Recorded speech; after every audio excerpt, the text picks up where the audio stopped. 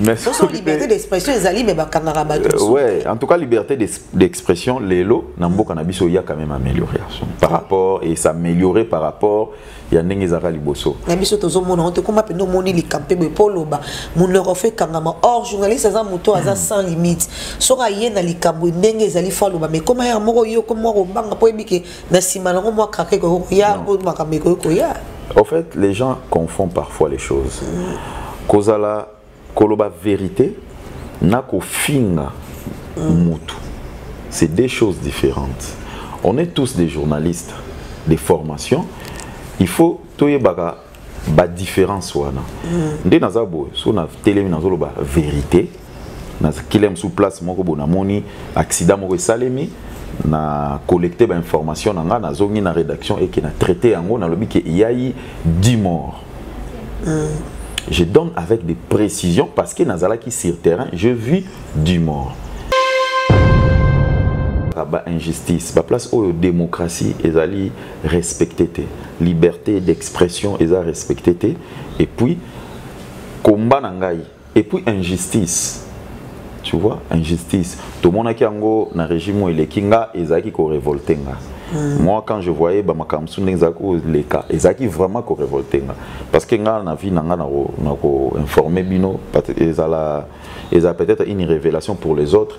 Natikala jamais depuis règne il y a président les cas on a ti ndenga longo na pouvoir nazana nanga ka opposant.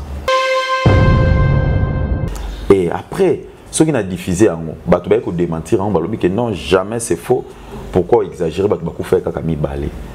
Peut-être porter une plainte ou soit inviter quelque part, c'est justifié. Alors je dois amener des preuves. Comme un journaliste professionnel qui non voilà, mais qui est terrain pour nous voilà, il y a ça, il y a ça, il y a ça. Mais qu'on s'engager ce qu'on a 2019 pour nous changer la place où la liberté d'expression est atteinte. Tout mais quand améliorer en moto accès exprimer normalement comme c'est doit. Qu'on fingaté, qu'on c'est la moninga likambouté, mais ça la critique moko o ezali na objectif moko boye normal. Bah, il y a une différence. En tout cas, dans l'état des droits, bien sûr, mais il faut faire très attention. Et l'engipé état des droits, c'est ceux qui n'ont fingio, qui peuvent porter une plainte, bah, il n'y a pas de samba. Et l'état des droits, ok. Voilà. Et l'état des droits, ils ont raté que, bah, qui koboto là, le pangu, et pas le colonel Mongoboé. Ndé lobby que non, état des droits, ils ont été dans Mbokate. État des droits, pesali, yopé. Respecter Nibeko, respecter Mouninga ou Bozali Naye et si comment vous aurez partagé Ndaku, commune, quartier, ville, Moko, respecter. Bino mo boye bien ngo toroki jamais ko bossa nango na régime ile kiwana tozaye ko mona déjà ministre à côté prison, mona déjà Dirkab il y a président de la République à l'époque à côté prison banda côté prison deni parce que bazaki banzambe. À côté prison, ministre à côté prison, général à côté prison, colonel à côté prison, parce que bazala qui banzambe. État des droits et ça la ronde n'est tant que mon amboka. Et ça la ranga elengi makasi. État des droits, nazo biso, ils a tellement na élégance moko boy, ils a tellement na goût moko boy. Pour comprendre que elengi nango, il faut zala mutu moko bangaka, obanga mibeko. Voilà, so za mutu bangaka mibeko, au monde appelle elengi état des droits. Voilà, ma fan de sur BM Télévision. Bonjour, bonsoir par rapport à Herbozo Abisso. Batunio sur le rabinez, mbembo la phrase correcte, no yeyo. Tozong il va faire, tant que tozong ara, maramezala na luleng, et l'on peut qui n'a bolingaka. Bien que vous dérangez Abisso, zo salate, pourquoi Nassi na ebisabinoke, à part cause à la chroniqueuse, dans la makamsu na salara.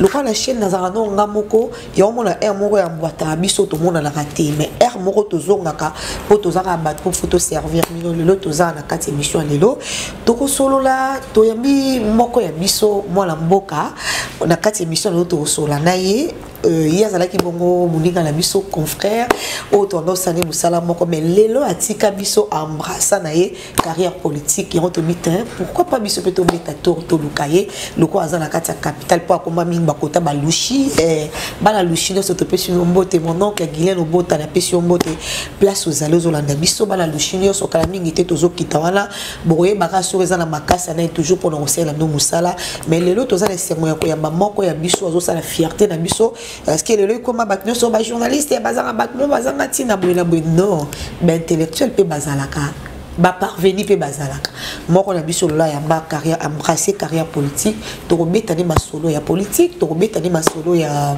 ONG na e oyo to koyeba biso nyonso awa na kati émission Ligue des Anges oyo eza ko evre pe bien to robeta ni surtout na kati émission awa voilà mais avant la PC parole na PC merci na héritier ozo biso na bilalo merci na Décaré Bachi ya mon fils merci à Sylvie Malika ya azapena biso awa toujours quand la cadre team la idéologie voilà héritier son compagnie la invité là monsieur Francis Iba l'honorable Nayambio bon séjour merci beaucoup maman Binès merci na CPL à trop et n'en profiter aussi pour nako pesa ba internaute nyonso au bazolanda biso à travers chaîne YouTube nayo MTV voilà en tout cas beau s'abonner massivement et ça l'a vraiment bien pour nous soutenir maman vraiment c'est vraiment une courageuse nga na encourage à mingi merci beaucoup qui n'a pas tourné capitale pardon parce que le chez ça qui ne peut mes province capitale en beaucoup tourné ça va bon je peux dire que ça va moi changement qui est embouteillage micolo et comme makasi on sentit que mutunyo so comme la voiture papa donc mutunyo so comme la mutuka mutunyo so comme koluka moi dans moi quête na moi stabilité ba déplacement comme trop bon malheureusement on n'a pas assez de routes. Nous avons appelé qu'il y a un embouteillage, nous sommes fermé ici comme mais sinon, dans 30 minutes, il faut appeler ça une heure. En tout cas, déplacement il y a 30 minutes na Kinshasa, net penda les sous penda te donc nzele comme penda banzele comme Mickey, ba mitu comme belé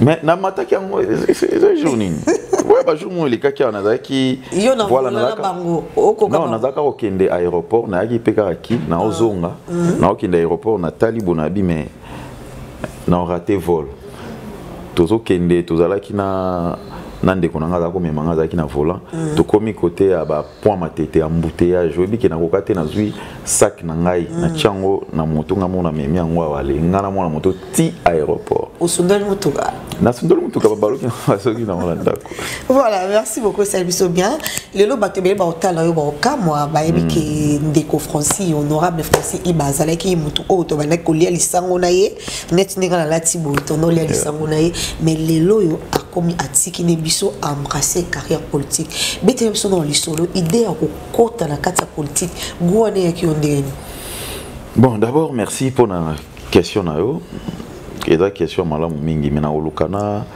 ko éclaircir les camons komoni ngana vraiment journaliste de formation na tangi pe na sisi classe na ngai na journalisme et puis à un moment na monaka ba injustice na ba makambo belé ndek to vivaka boye na vie na biso normal ozo sentir que ba injustice eza na makambo belé bon je me suis dit pourquoi awa ezalaka boye pourquoi esalema kaka boye pourquoi kaka il faut classe ya batu moko boye bango kaka nde bazala na vie oyo et puis classe ya batu mususu bango nde faut bazala marginalisé alors pour moi moyen ya ko résoudre certaines choses de loin nangaki na kokate en étant journaliste soit animateur so peut-être na lo ba vérité wana batu ba okikoya baya kokanga ngai baya mukamate voilà liberté d'expression exacte voilà bon siko et comment ouais siko vraiment et comment na poni herbo batoka rapé dans mukamate sur liberté d'expression comment Bon. Mais sur liberté d'expression, ils allaient mais ouais, en tout cas, liberté d'expression, l'élo, Nambo Cannabis, il y a quand même amélioration par rapport, et s'améliorer par rapport, il y a Nengezara Liboso. Nabiso Tozomono, on te comme appelle moni li campé, mais poloba, mon refait kangama, or journaliste, ça mouton, ça sans limite. Sora yen ali kambo, Nengezali faloba, mais comment un moro yo, comme moi, au bang, pour ébiquer, Nassimalon, moi, craqué, ya, ya. En fait, les gens confondent parfois les choses. Kozala, koloba vérité, nako finga mutu. C'est des choses différentes. On est tous des journalistes, des formations. Il faut toye baga ba différence wana. Ndé nazabo, so na télé nazolo ba vérité. Naz kilem sous place moko bona moni accident moko salemi. Na collecter ba information nanga na zongi na rédaction et qui na traité yango na lobi que il y a eu 10 morts. Je donne avec des précisions parce que nazala qui sur terrain, je vis 10 morts. Et après ceux qui n'a diffusé yango bato ba ko démentir yango ba lobi que non jamais c'est faux. Pourquoi exagérer bato ba ko faire kaka mi balé. Peut-être ba porter une plainte ou soit ba inviter quelque part na que ne se justifier. Alors je dois amener des preuves. Comme un journaliste professionnel qui non voilà, mais qui est na terrain pour nous voilà, il y a ça, il y a ça, il y a ça. Voilà. Tu vois que je suis dans les normes. Mais aujourd'hui, quand il te dit que non voilà, Francis Iba, Azamo Ibi, Aibaki, ceux qui n'ont porté aux plaintes, au prouvé, n'a porté aux plaintes, il était pour nous nourrir, n'a porté aux plaintes. Parce que Makambo, au Yolobi, au prouvé, on a mis sur ya batou, on a mis sur ya ba juge que Francis Iba, Azabel est bien mon Ibi. C'est différent. C'est vraiment différent. Et là, qu'on a biso, journaliste et bande comme sous, bah il y a un peu de différence wana. Bah il y a un peu de différence. En tout cas, on a état des droits bien sûr, mais il faut faire très attention. Et l'engipé état des droits, c'est que ceux qui ngana fingio, qui peut porter une plainte, bah ben ngapé na ko samba. Et l'état des droits payant wana. Ok. Voilà. Et l'état des droits, ils ont raté que bah qui ko boto lo lupangu et pas colonel moko boye. Ndé olobi que non, état de droit exacté na mboka te, état de droit pezali yopé respecter mibeko, respecter muninga oyo bozali na ye esika mo bozo partager ndaku, commune, quartier, ville moko, respecter ezali malamu mingi. OK, merci beaucoup. Oui, na clôturer na question na yo. Nazala qui motivé il y a pour ça là yango pourquoi maintenant besoin de comprendre le goût voilà. Et puis aumônier na yo na makamba politique so ko yebisa voilà nga en tout cas je suis d'abord dans l'Oba maintenant là je suis cadre na autre vision du Congo AVC oyo ekumba marabongo pas excellence maître Didier Boudimbo Nazali ministre ya hydrocarbures donc Nazali bongo cadre et puis membre d'honneur na kati ya parti na ye parti on le binini AVC autre vision du Congo AVC voilà autre vision du Congo voilà laisse wana nzanani Nazali cadre na kati ya parti wana et puis nazape membre d'honneur na kati ya parti wana voilà donc pour nanga personnellement bien sûr que naza journaliste mais ko kota na parti c'est une façon pour moi je peux dire que ça engagement patriotique na souci wana na bino il faut na s'engager comme moi na mboka na agir na ba secteur oyo tout ça na ba besoin ba secteur na biso belé oyo pe que il faut to bongisa surtout entre autres ya biso moko ba panzisango ozomona bato bazo souffrir ba makambo mabe eza mingi mais soki toza pe na mutu te oyo ayibi ba souffrance na biso ba journaliste voilà ngeba yango très bien que ekozala passe mais si vous avez un moko o ya bino boyebi ke o wana za mutu na biso a souffrir bi ba difficulté na biso a occupé au koma kuna pe amengi pe olobela bino donc ba raison ezali vraiment ebelé pour moi c'est vraiment un engagement patriotique ndé esala ke natika télévision pour na kota na politique na autre vision du Congo mais tout une question répondre biso te au monier na yo natangié son excellence OK. Maître Didier Boudimbo. OK. Donc il y a parrain na yo na makamba. Voilà, il y a parrain na yo. OK. Il y a même tapé sur Guana Simbio na liboko le. Il y a Simbio. Il y a Tombeka. Voilà. te biso tozo meka te te kasabi yaka ko meka yete il déjà akuba na makambo parce que ça moto déjà yemi politique bien ko kotisa na mai ya politique ko nager bien mais yo tam so ko ma place mo luki sauvetage pour la place au bimela c'est vraiment mon mentor voilà OK ça fait combien de temps depuis aux a déjà pembe na yoana na makambo politique bon na Sadera na autre vision du Congo na début 2017 voilà na début 2017 na Sadera ka mais nazaka vraiment activité viba occupation na ya télévision mais je me suis décidé na fin 2019 je crois dernière émission na salaka na fait papa Defa au paix à son âme voilà je crois la dernière émission na sala ngo pepa ya Congo Top News 10 Congo di ya Noli Tambo Congo News Congo Top News voilà dernière émission je crois ya Defa na sala ngo pepa ya Noli Tambo na pesier mbote place azali wana ezaki na 2019 voilà nde na ekoloba nga mon avanda na bino donc voilà je suis déjà na kati ya famille politique malgré naza activité et maintenant je dois me donner voilà na activer maintenant ba ambition na ngai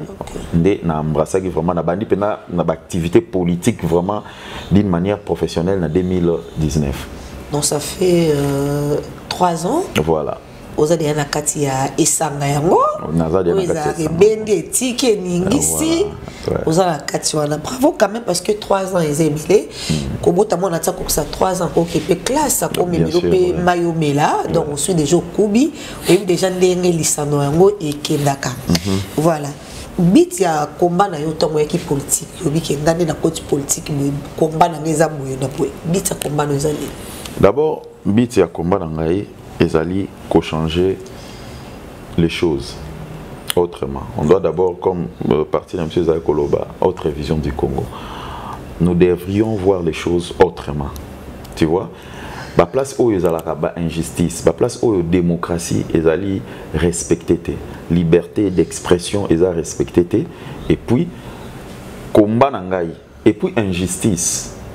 Tu vois, injustice. Tout le monde qui a un régime où il est kinga, ils allaient ko révolter. Moi, quand je voyais les cas, ils allaient vraiment ko révolter. Parce que nga na vie nanga na ko informer bino, ils a peut-être une révélation pour les autres. Natikala jamais depuis règne il y a président wa leka on a ti ndenga longo na pouvoir nazala nanga ka opposant. OK. Voilà, attendez tous qui na ba master nga mususu ya ba journaliste au bayebi place to vandaka. Donc nga na régime wana leki nazala ka opposant makamna bona ko mona nkaka bien te na mona makammo bien te na mona nkaka bien te. Et puis na ko s'engager ce qu'on a 2019 pour na changer ba place où ba liberté d'expression ezate to mekato améliorer ngo moto accès exprimer na ye normalement comme c'est doit ko finga te ko c'est la moninga likambute mais ça la critique moko o ezali na objectif moko boye normal sans ya mutema mabe mais ça la critique moko o ezali normal critique moko o ezali que et ko changer makambo.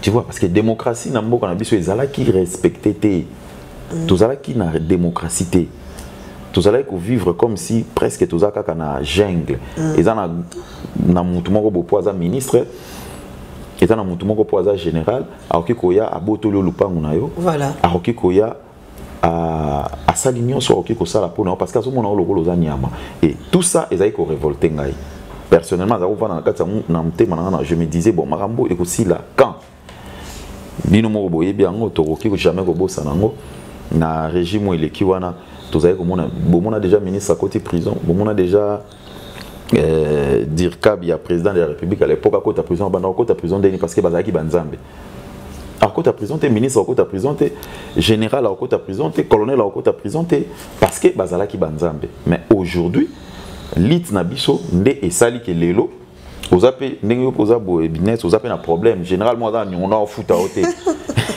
OK pe na auditorat au fundi pe ba bengi payer mais te kala pe on funda ka pe na auditorat ngana ba tebele ba kiza ba pe na auditorat ba sala pe ba prison na ko même exemple oeza exemple oeza na ba dans l'opposition na opposition non na éviter wana na maîtriser te ponga ba terrain ba politique voilà ya nga na zo informer mais na éviter eza na bato OK asa ina problème pe na mokonzi moko boy amemi pe no ditorat ba kangi pe ale pe gros mettre à côté pe ne sikanga passe voilà ya nga na zo ebisa so landeli très bien moto yakenda ko funda mokonzi wana ye aleki mokonzi wana na relation.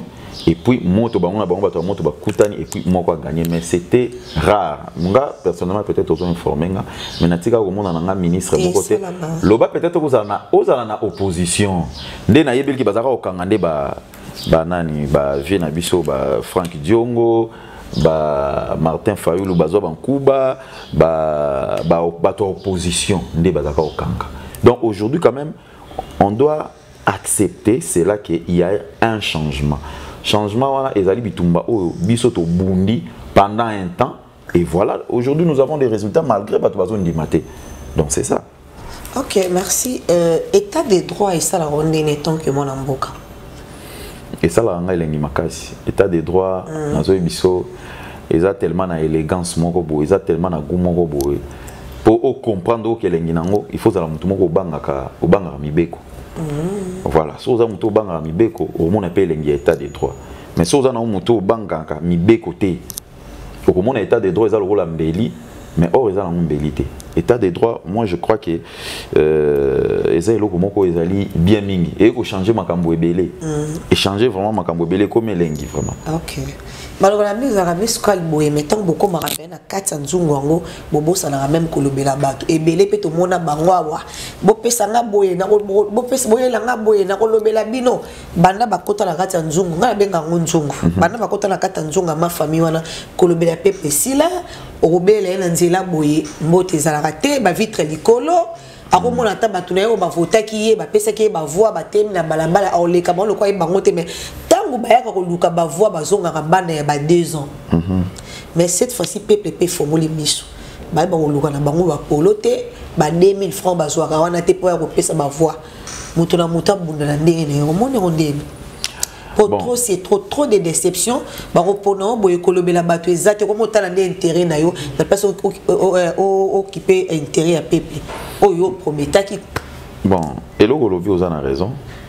Moi je crois que au départ d'abord ezali bizalelina no ya mutu ye moko soki oza mutu oyo oza peut-être mutu ya bato otikala kaka mutu ya bato soki pe oza mutu moko bozali mutu ya ba intérêt otikala pe kaka mutu ya ba intérêt okoki ko changer moteur ya mutu kame mutu kati ya mutu ba changer ka yango te poso ozomona toza tolati likolo eza na kaka apparence mais vrai mutu c'est la tête. Tu vois, mutu, c'est la tête, c'est un mutu. Et on a ébiso que nous devons dépendre de mutu, na mutu. Moi, je crois que yango, au monde a beaucoup plus n'insiste pas à la jeune que tout la muka. Moi, je suis jeune. Voilà. Je peux jamais accepter que jeunesse est à la manipuler. Na quoi tikala jamais ata mukolomo te ko accepter yango. Et puis sur tali na ba discours nanga on ale kaka na ba base nanga na selembao okomona ke na yebisaka toujours ba jeune ke non bo mitika te bozala manipuler bo mitika te ke mutu mo waye kaka kosi bino na t-shirt mutu mo waye kosi bino na casquette et puis lobi na waye bo voter a commis député non bo mitika ndengwana te parce que aujourd'hui batongo oyo to votaka après bakoma na bango bato makasi bazonga na ba base na bango te po ba kotala ba souffrance nini au peuple za nango ba difficulté ba yaka souffrité ba kendaka déjà il déjà ça bien honorable là ça ni souffrance ne bo souffrir voilà tu vois donc so otali généralement bato ndengwana bato oyo avant akoma wana asaki pe muto za kosana eloko te. Mais pourquoi la base de nous sommes pour ne pas population est belé, bah c'est limba ou bah place où bah la carte belé bah quand Luka, soko qui nous pas dit qu'on est tiens on a mou bah soko qui bah qui ngasani bah qui colle, bon Luka place bah rebelle pourquoi on a besoin bah voir mingi, tout beaucoup y a place bah normal pour mingi net yo beaucoup bah so base de mingi c'est limba ou y a mouquette. Le leçon de côté bah c'est limba ou ils ont la quartier est belé na quartier, place où population est belé. Bon, d'abord... Pourquoi il y a une base à Bandal Bazata la livre voilà yo lika Selembao. Non, nako expliquer le moko ou comprendre la différence en les années. Voilà. Ngana mwana ya Selembao d'abord. Ozamo Selembao comme ozamo la cité verte non? Cité verte c'est ça na Selembao. OK. Libisa voilà. Cité verte dans la Selembao. Donc naza mwana voilà. Naza mwana ya Selembao na koli na Selembao na beti babale na sakani na Selembao. Na tangi pe na ba école ya Selembao. Na yebi ba difficulté nini tozalaka nango na kati ya Selembao. Vous comprendre? Voilà. Donc na yebi 4 coins nyonso ya Selembao. Et puis dis-moi nakoluka lobby soki nzamba sunginga eke na koti na parlement na bossa na ba oyanga c'est différent. Et kozala ezana moi pasi ata quelque part tant on ozala kuna et qui nazo loba pour na makambo mususu et qui nazo loba pour na ba difficulté o ngamoko na souffrant na ngote na biso que c'est que wana na ozala isusu mututé. Donc je connais des difficultés au toza nango d'abord na base na ngai. Voilà. Na yebi que na base na nga to na un problème avec érosion, to na un problème à maille, to na un problème à courant, to na un problème il y a ba hôpitaux, to na un problème il y a ba école il y a bien. Donc na yebi déjà ba problème wana au toza nango. Donc alors demain ou après-demain, si on a un parlement. Donc, il y a très bien qui n'a qu'à marteler sur la difficulté au yo base nanga bazanango pour prochainement to continuer na bango libala wana yangai na base nanga et continuer bien. Ce qui va mususu basala ka yango te yango nazo bisa OK ezo dépendre na mutu ye moko. D'accord. Lolenge o ye azali. Mutu mususu soki azali politicien tazo ba français malamu soki azaka ka escroc azali escroc. Mutu mususu pe soki azolo alati pe kitoko azolo ba français malamu soki pe azali na sérieux azape kaka sérieux. Moi je ne suis pas là pour na lobake non voilà bana Selembao ngane na ko changer makambo ngane na ko sala boye ngane na ko zongisa bo ngane na ko ba non ngana yebisika bana Selembao boye ke ngana za mwana ya Selembao na yebi ba difficulté o to za na Selembao et puis na Selembao na mpena pe to bimisa député o azali natif ya Selembao te. Ils ont un député moko abimaka azaka député provincial à l'époque. Okay. À l'époque il y a élection en 2006. Yinda zaka mwana na cité verte. Depuis abima wana kenda Selembao bimsa les sous député mwana Selembao te. Yango ki souci au télémi. Souci donc nazo biso déranger na minute on de toza boye Selembao wana bana Selembao wana ba vota ba député hein. Selembao na minute o comment na ba député. Mais ba député ngo misusu ba uti ipen. OK. Mususu auti na esoki bumbu voilà bauti de part et d'autre baye ko poster na kati ya Selembao. Okay. Mais bazana bango batu ya Selembao te. Mais baye pourquoi pour Selembao est facile et servir bango de pont. Bakati sa difficulté et balé au bazana ngo et balé au été mil bosso na bakati ici et puis on va comme na ngambu bali mwe.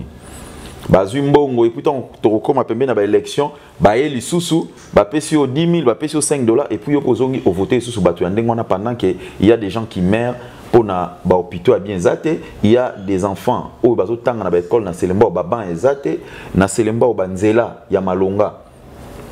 Merci na chef de l'état kanisa ki biso banzela et comme ko salema na Selembao so kiti kota sana wana quand même ezana banzela pena ba veni ba che makadam bien te na mona ki on a kenda ki na felna mo c'est ma part voilà et bien on a juste côté wana voilà donc mais ce que au matiti kuna likolo nyo so banzela ezate insécurité mai pasi courant pasi hôpital pena munene OK parce que ngape rêve na nga souci na ils hôpital munene te sana eza hôpital munene na bâtiment na katité OK na katité oza journaliste osaka musala na yo kende ko saba investigation au mona na morgue makambo se pasaka kende au mona na ba chambre ndenge ba tche ba malade kende au mona soki ba malade pena bazo zo soin comme il se doit kende au mona matériel nini oyo hôpital wana eza nango or ezali hôpital moko ya munene bakokipe ko équiper hôpital wana siko lisuma hôpital na po ba équipango bazo équipango te pourquoi parce que ezaka hôpital ezali na kati ya Selembao tu vois là où les gens sont méchants parfois ça fait très mal donc jusqu'au sur ba pesio ba voix na bango et que nous sont corrects yo no elo ka liboso na se ko sala o chano no lisu hôpital wana na ko cha lisu na ba difficulté nyonso hôpital ngo poko cha lisu mais na ko chama kele parce que elo mo bato babosa nanga po marché éthique ala biso to bomba ka pour lona lo biso ki pozwi kit yango ozwi mapona mengo biso to kozong soka na ba image oyo tozo mona oyo voilà po to efasa ka éthique ala libela c'est très important ngai non c'est ngana o bomba image très bien lelo soki ngai naza place wana sache-le très bien que ba hôpital ba kutu te hôpital wa mneno eza na selembao yeba ngo très bien que na ko chama kele le ti hôpital wana e kozala transformer na ba norme actuelle ndenge hôpital à cinquantenaire ezali ndenge hôpital ezali na première ri ya H sokinini wana sokinini voilà ndenge ba hôpital wana ezali ndenge pe sana ekokoma so kinga na komi wana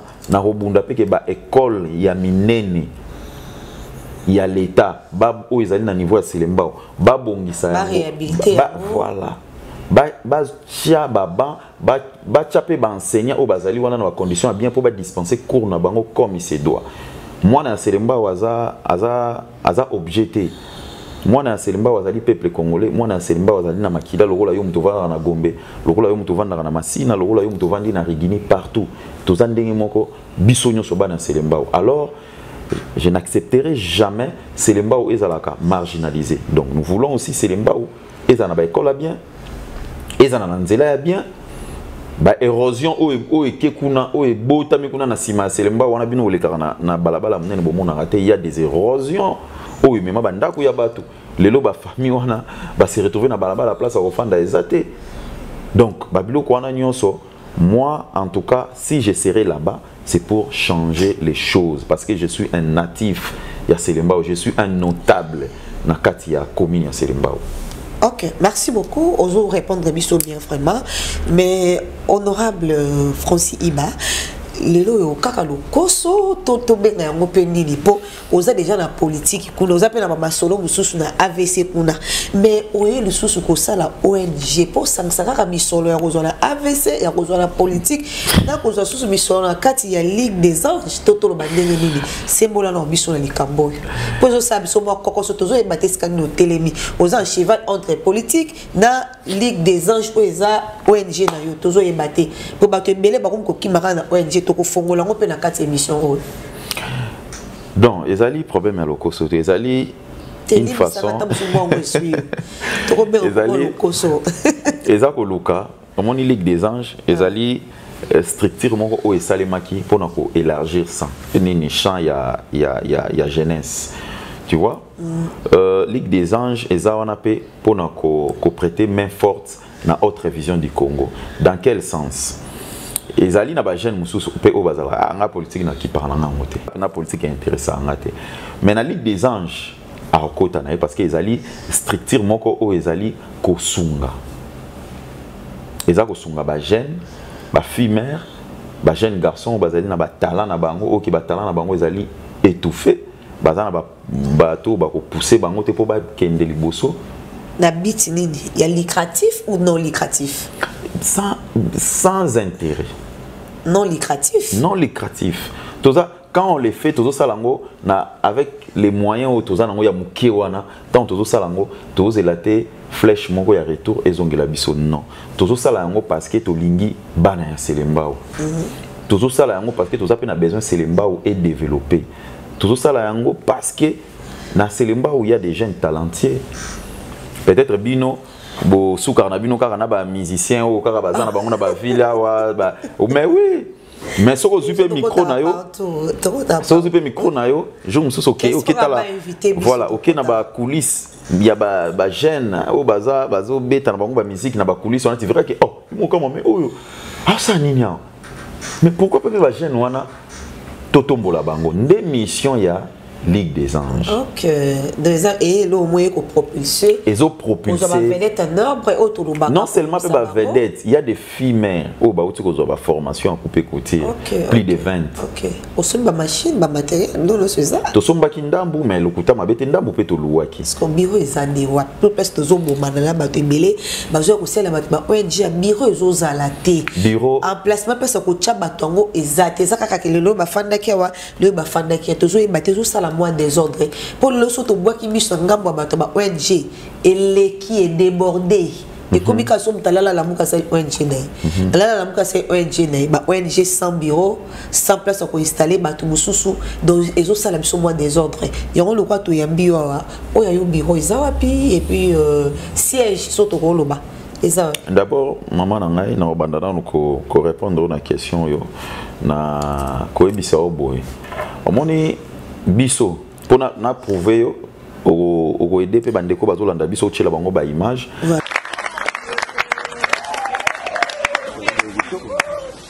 Bon. Merci. Merci d'abord na batunyo so ba répondre présent à l'invitation. D'abord malgré la marche de santé tout ça on a des objectifs. La liboso les apoto kuta na to solo là et puis il y a mis baleza pour la santé na ya biso santé ça la bien et je l'ai remarqué que bamsous bazara jusque là bazara ba sportif mais LDA les ali structure oyo et botami na kati ya Selemba les ali structure moko oyo les ali ko œuvrer beaucoup plus na action sociale tous ali marginalisés dans beaucoup de choses. Si nous attendons batu ya libanda baya pour faire avancer les choses na quartier na biso moko to na commune na biso moko tozo rêver ata mutu moko te ya secteur na biso pena ya quartier na biso ya commune na biso nanto bimisa na natif LDA à part ba objectif na biso toza nango o toza ko œuvrer beaucoup plus na social pour aider aussi les jeunes tous en abandon na quartier les jeunes talentueux mais nous sommes aussi là pour conscientiser jeunesse wana face il y a bateau balina ba comme ça sur le rôle ba instrument entre autres ba député au boyebi to pesa bango ba voix ba comme ça sur le rôle ba instrument biso to bino ba makambo wana nyonso de là peut-être il y a pour aider jeunesse il y a pour aider ba jeunes ko sunga ba fumeur ko sunga ba jeunes garçons bazali na ba vision conscience. Voilà pourquoi LDA et Zawana d'abord à part dans nous pour ça la action pour aider les filles mères, pour aider les jeunes garçons au bazali na ba talent. Donc en tout cas na osenga na binonyo so bozala musika na ba idée oyote. Bozala musika na structure oyote. Parce que biso moko to ngamoko na okokate. Na ozana besoin ya appui na bino pour te faire avancer les choses. Et puis bobo ça n'a pas été biso moko fait tozana on bana ya mabele parce que c'est très difficile mutu ya mabele abosa na ba oya yo.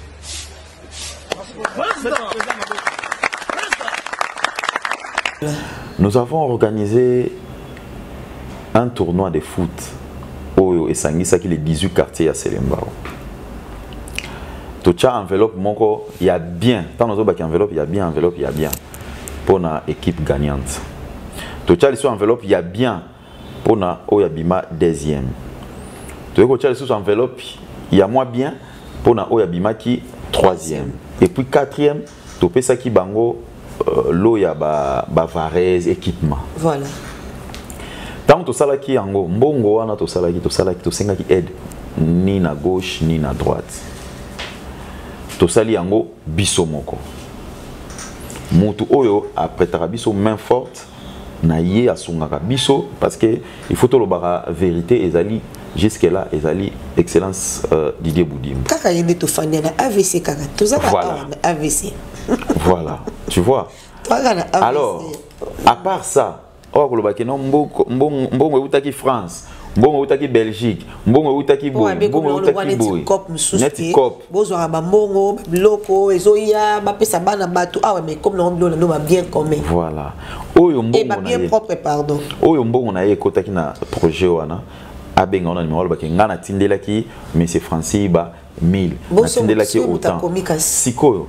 Pour abisso très suivi so muta comique dans un besoin les cas contredire yo ki batia ki mbongo na mais yamba ya contredire peut même ba preuve qui a pesa biso mbongo na bandi ko talisa siko les 18 quartiers wana démarche wana ko sangisa ba jeune wana oyebi avantage na ngwezani parce que ba jeune ba beta ki bale wana ka bango wana pe kaka o ba kata ba machette une partie bakata ba machette une partie baza pe ba jeune étudiant une partie baza bato ba chômage zo fanda na ya zo sa na yo côté mais tango to sangisi bango to pesi bango message voilà tournoi na biso o ezali tournoi moko karaté pour to sangana to beta balé parce que to zangi mamba sala mais tournoi o eza bo moko ya Selemba o ezala voilà to tika machette to déposer machette totika ko inana totika ko kabula o aza na quartier o okuta na quartier o te o aza na quartier o ya okomaka boyete o aza bo non stop et sili.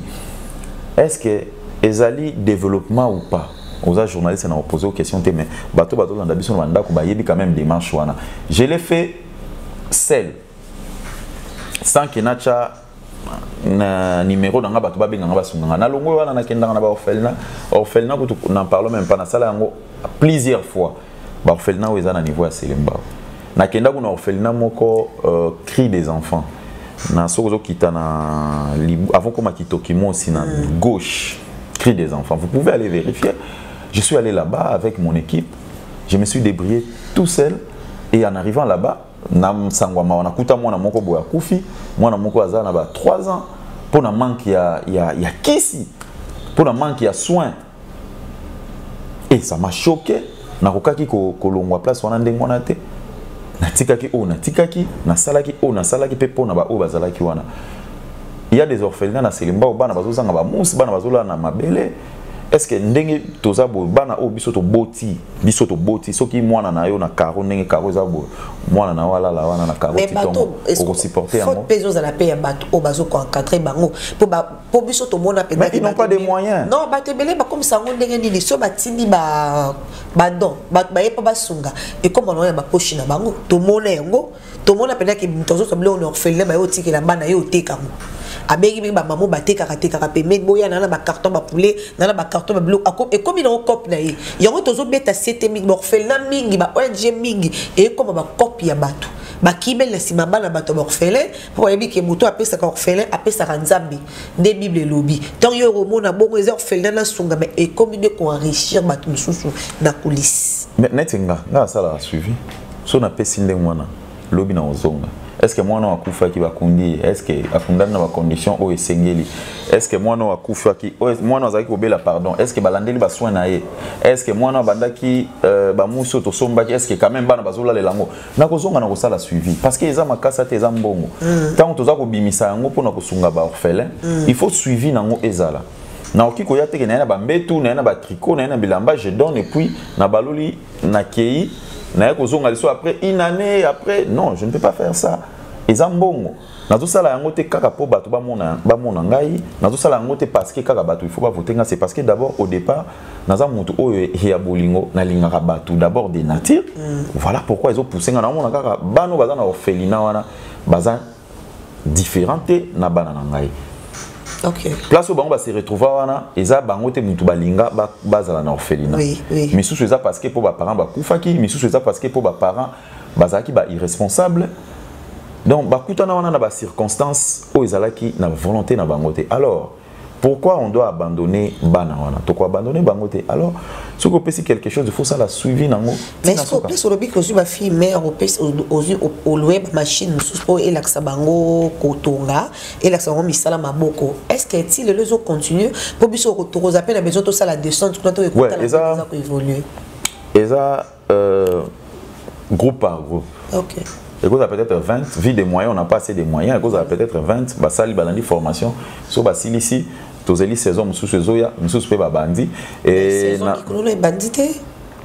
Bazo banda dans 2 semaines. OK, OK. Bah dans 2 semaines. Et puis ça occasion que nous confie. Ouais, non, on peut s'abiner occasion. Et puis nous nazo envisager na signer contrat mon qu'on a pour ne pas faire la publicité na école mon il y a formation bah esthétique, bah décoration, tu vois. Nazo signé contrat mon qu'on a école wana to banda ko tinda là sous 5 le les a cher to ko tinda là sous 5 filles balandi formation na ba décoration tu vois ba fille va décorer na ba fête ba fille voilà to bando tinda 5 ba qui voilà est best au bomika comme pour autre monde les amours les couleurs est best MS des MS des limité MS parce que bandeza go bon voilà na bien monté mais on a signé contrat bango ezali MS teza na ba cité verte monsieur ezala limité la première rue teza ya ba ser teza ya SMCOM OK SMCOM ya PDG Joseph Maboti Saint voilà la première rue dans Saint-Raphaël voilà biso to kaseza compte bas ngai na kanza compte bas ya PDG Joseph Maboti nsiala OK un bon papa ndekolo comme il y en a pété pour le ministère. Donc tu vois, merci beaucoup. Vu qu'on n'a pas de moyens, parce que nous avons pu savoir avec des preuves, vu qu'on n'a pas de moyens, tu vas nous ça andeni.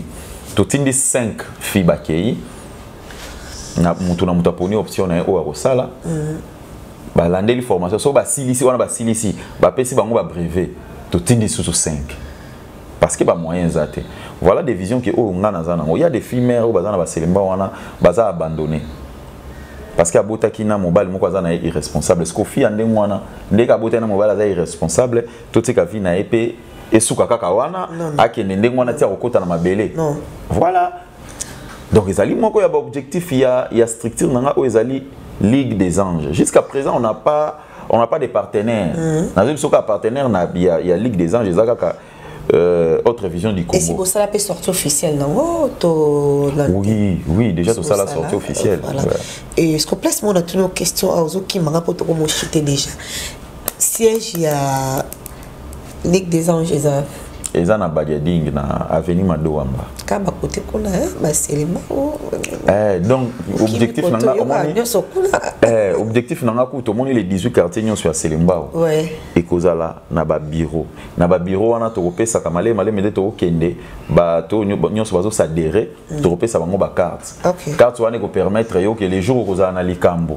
Soko yo lobi que non azaka membre na Ligue des Anges ba kokiko soutenir yo to ko zota ordonnance ça ndenge nini so to za ntana ya kobimisa na hôpital te to ko somba ta ya bakisi so ya bakisi ezate to ko futata ya facture ya hôpital donc voilà ba démarche to sala ba mwana. OK, merci beaucoup monsieur Francis, honorable Francis Iba ndenge oyambaki biso ndenge o pesa biso chance ya kosola non na kati émission lelo et bana Lubumbashi tozoya wana vraiment équipe ezokitana so to ke Lubumbashi to so émission na honorable Francis to rozoya esko new style na mode Lubumbashi oeza et comment fief na yo mabele na yo so to bon baza mité kuna na sala ndenge ça mité kuna na sala émission kuna pour Lubumbashi tozoya wana kala mingi te to rozoya honorable Francis to rozoya batebele tozoya wana vraiment toujours dans cadre il y a Indousa voilà honorable biso to comme suka ni no ko websa na peuple oui belé aux occasions au landayo et puis mot de la fin c'est mot d'espoir parce que non profiter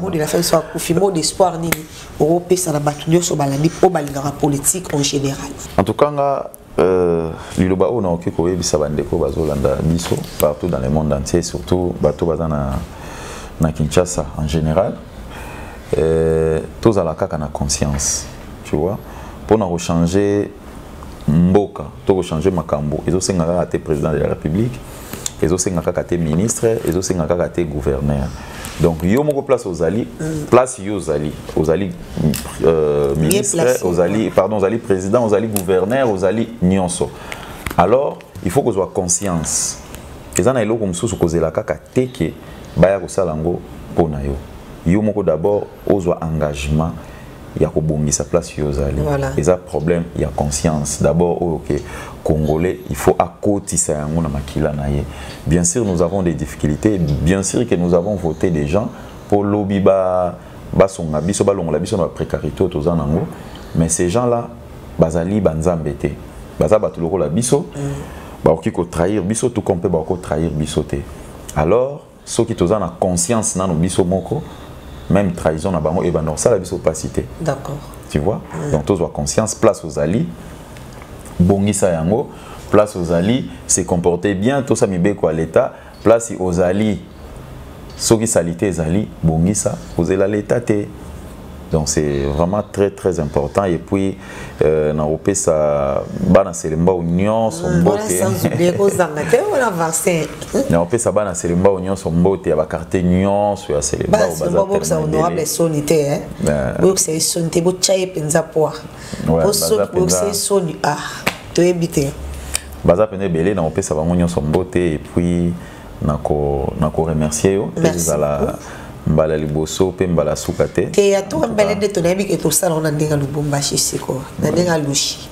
d'accord merci merci en tout cas to na carrière via wana la piscine parce que honorable pour la deuxième fois on a dévoilé déjà secret voilà et puis na obenga pe ba na nyonso selemba ba ya ko s'adhérer na Ligue des Anges ba ya ko s'adhérer parce que différence c'est ça que soko s'adhérer te moi difficulté kozala parce que toza to na to maîtriser effectif ya bato toza na bango soki oza s'adhérer oza na kati ya Ligue des Anges te ba oki ko sunga yo mais et kozala penza na moi kokoso mais so oza moko ya bangote donc ozo participer na ba idée na bisoté mais soki o s'adhérer au lobby que non na accompagner ba idée oyo yaka ko s'adhérer zwa carte na ou soit ba bengi na numéro na ngai numéro na yo numéro honorable soit boy ba pesi bango numéro na ngai comme ça ba roya ba ko s'adhérer mutu musu pa ko za na taza na France ataza na Belgique ataza na États-Unis comme partenaire à vous appeler le bienvenu to la bienvenue. Non, so mutalinga comme partenaire, problème est ça. Soit tabi que il y a Ligue des Anges, donc comme actionnaire par exemple. Achi ya paquet et pas kotaka na lisolo. Problème est ça, azande mutu mo za la série. Parce que batu mususu to voilà, azande mutu mo za la série. Non, a quoi la ngate mais non, pas du tout. A quoi la ngate. Bon minkas. Problème est ça que bon, ba porte ça en ouverte. Oui. Walinga comme partenaire aya, mais une seule condition, il faut à la série. À comprendre vision na biso ezanini to lingi boye poto marcher ensemble et puis azala mutu mo nazo insister azala mutu mo aza sérieux ezate mutu oyo a tindi matériel ou soit a pesi mbongo et puis a comme ko ça bino ba chantage lobby ou sima lobby non parce que on se débrouille déjà pas mal ba image o ba to ba ko landa to sala ba mwana nyoso na mbongo na biso déjà OK donc sans ou avec partenaire toko avec le P là toko évoluer dans notre sala donc son partenaire à Linkoya porte ça ouverte mais azalande sérieux voilà ça tout le monde c'est pour tout le monde ko liambo na ye azate mo na eso biki ah bon na tika libo contribuer na ba musi ya bana akomona musi na ya moni pe ba facture na ye ah nyoso bazui ba chele ba facture yango yo nyonso yango to pesa ki bana ça ki aloso yango to somba to pesa nini bo to somba to pesa bana donc on veut des gens qui sont sérieux. Voilà. Ok, merci beaucoup. Voilà, on est avec honorable Francis Iba, avec invité na biso, au monde de tout sololi, tout la kibino, tout yambaye les sous mais erosala à mode de Bombashi. Voilà, maintenant sur le gabiso, vous s'abonner, vous partager l'émission na biso. Merci d'héritier avec ici ma caméra. Merci à l'assistance à Dekaribashi, merci à Sylvie Malika. Merci à Batunio surtout à Bayami biso awa tout ça l'émission Oyo. Voilà, biso na biso to kutani mbala si masuki yesu a sonité allez. Bye.